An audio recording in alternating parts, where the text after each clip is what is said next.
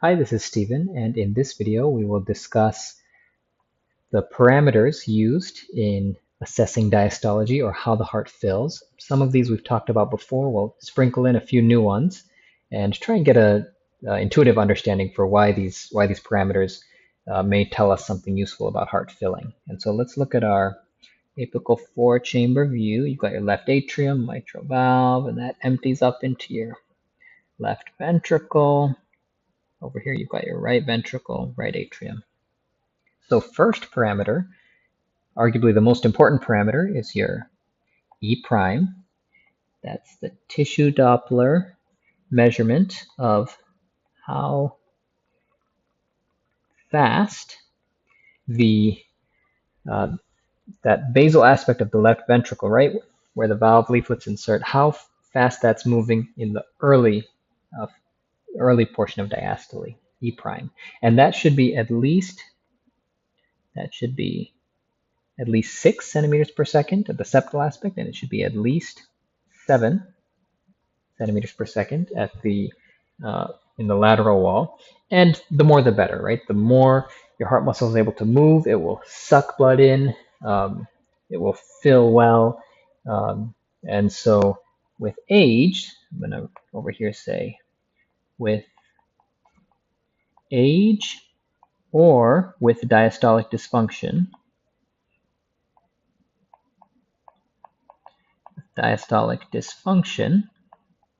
what will we expect? Well, E prime will go down. It will decrease. The ventricle will not fill as well. The wall will not move as fast. Good. Let's look at another parameter. So we've got the E and A waves of mitral inflow, and for that we use our pulse wave Doppler and measure the inflow of blood right about there, and we're looking at the pattern, right? We could see that we have a normal pattern. We could see that we have a normal pattern. We could see that we have a pattern suggesting impaired relaxation, a pseudo-normal pattern, a little confusing, or a restrictive pattern, looking at the relative shapes of the early and the late. The E wave is the early wave, the A wave is the late wave. And then we can put those together, and we can look at E over E prime. And that, you'll remember, is a surrogate of left-sided filling pressures, left atrial pressure. And so, and there's that rule of thumb you can sometimes use where you're looking at 4 plus the E over E prime. Numbers to keep in mind here, we want it to be less than 13 over there and less than 15 at the septum. And with age or with diastolic dysfunction, this unfortunately will go up, suggesting higher filling pressures. Then we have tricuspid regurgitation. And why would tricuspid regurgitation be relevant? Well, if you have poor filling, I'm just drawing tricuspid regurgitation over there. If you have poor filling of the left ventricle, blood will back up. It'll back up into the left atrium, into lungs, and eventually to the right ventricle. And those high pressures in the right ventricle will lead to increased tricuspid regurgitation. And so we actually want this to be less than 2.8 meters per second. The undesirable change, or the change with age or with diastolic dysfunction, would be if that increases. We have next our LAVI, or left atrial volume index. Remember, that's the one that you just trace out over here, trace out, and then you'll trace out in the two-chamber view, and you'll get a volume. You'll divide that by the body surface area. The smaller the better for your LAVI, and so with age and with diastolic dysfunction, that will increase. Now, this isn't so dynamic. It's not going to change like E over E prime as you control blood pressure and day by day. But over time, if your left atrium is stretched out, that may be because you have poor left ventricular filling. And we want our LAVI to be less than or equal to 34 mil per meter squared. And we talked about our next parameter was pulmonic the pulmonic vein pattern, specifically the ratio of S to D, where S is the, and let me just draw that in here. So you've got your veins with blood flowing in, and ideally, you're going to see that your S wave is higher than your D versus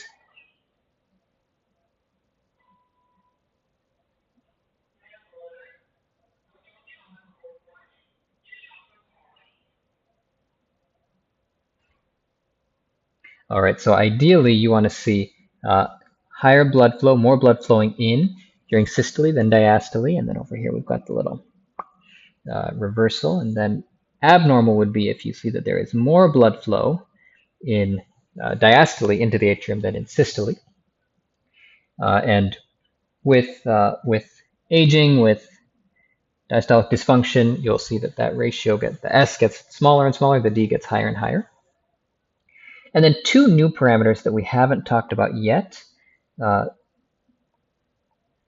IVRT. And what is IVRT? So this is the relaxation of the heart when it is the isovolumetric relaxation time. Let me show you down over here. If you were to measure blood flow in such a way that you can, if you were to measure the blood flow that's coming into the left ventricle, you'll see your familiar E waves and A waves. And then you'll also, if you have some mitral regurgitation, or if you tilt your probe just right so you can catch some of the blood flowing out of the aortic valve, you'll also on the other side see blood flowing in the opposite direction. And I'm going to actually, let me just look at one cycle and exaggerate that a little bit for clarity. So you've got your mitral inflow, and then right before that you've got some mitral regurgitation, and then again right after you've got some mitral regurgitation and mitral inflow. And if you were to look at this time right here, or this time right here, that is your IVRT. And if your IVRT is less than, or you want your IVRT to be greater than or equal to 70 milliseconds. If it's less than that, this suggests elevated filling pressures.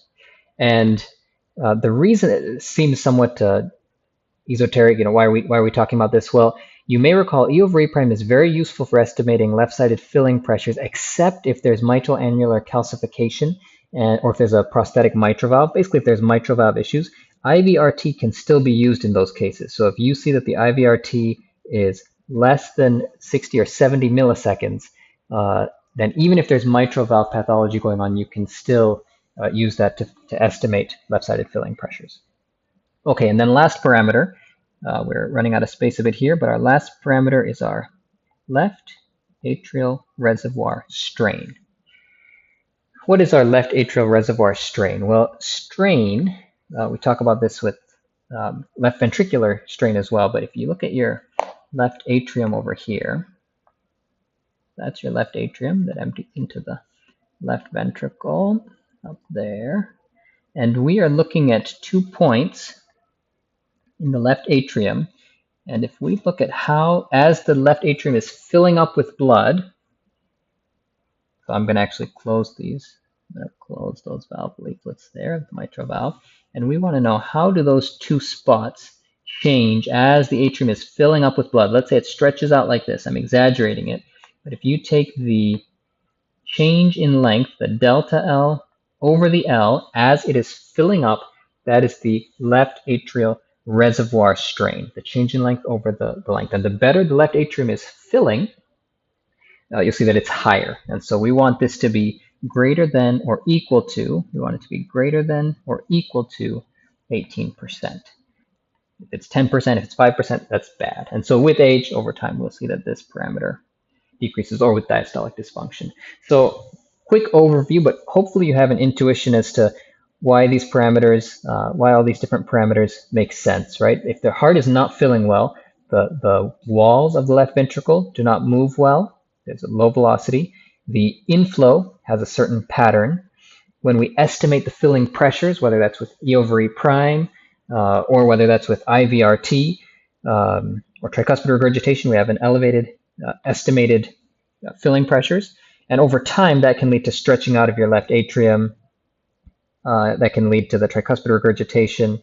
You can see less left atrial reservoir strain. So hopefully you have a bit of a intuition now as to why these parameters might be relevant for filling.